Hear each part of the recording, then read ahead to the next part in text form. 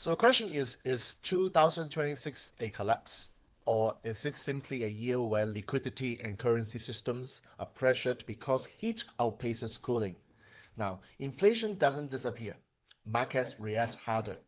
Confidence cycles shorten, and holding more cash doesn't guarantee safety when pressure rises.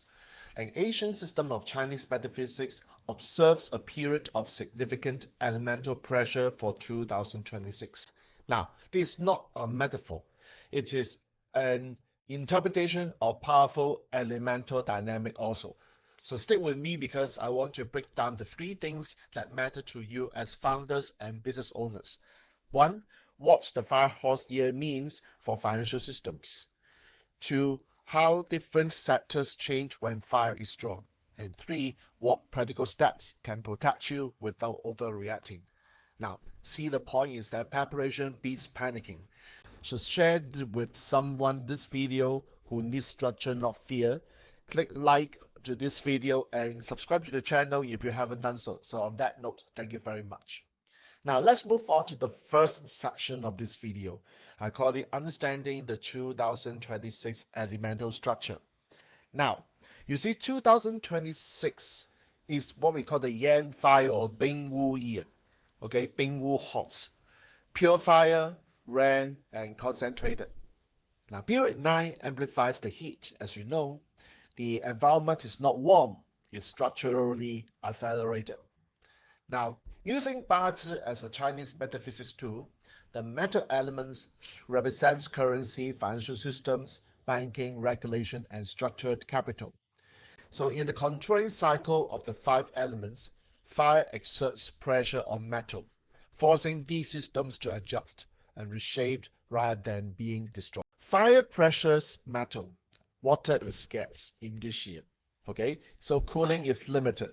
Financial systems react faster, volatility rises, and liquidity grows fragile. Visibility accelerates, narrative spread, and confidence cycles shorten, and capitals rotate at speed. Now you see, money doesn't melt. Purchasing power erodes under pressure, unfortunately. In slow cycles, system adjust. So in 2026, the window will close fast. Hesitation actually costs more. Okay, so now let's move on to the second part of the video. We call it the sector analysis. So we talk about the metal sectors first, which is banking, automotive, engineering, regulation. So metal sectors really depend on stability. Fire increases the pressure, shrinks the margin, accelerates scrutiny. And these sectors do not collapse, but they will reshape. On the other hand, earth absorbs fire. So tangible assets such as land, property, infrastructure will gain appeal when heat rises. So real estate and construction will show resilience because the structures absorb pressure. How about fire industries, which is like technology, AI, media, energy? They grow fast.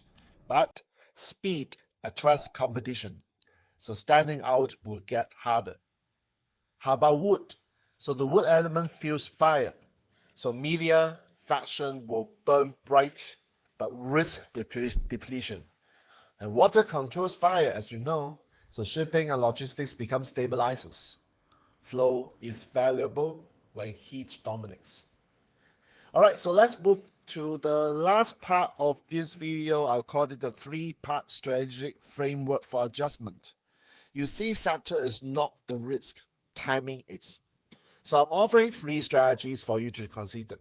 Strategy number 1, elemental rebalancing. So excess liquidity erodes quietly under fire, and tangible assets gain weight. But overconcentration is risk.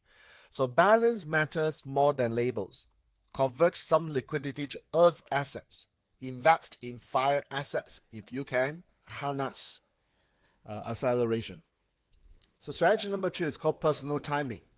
So this is the global weather, okay, in this video, as you can tell. So your chart is the actual forecast, the real forecast.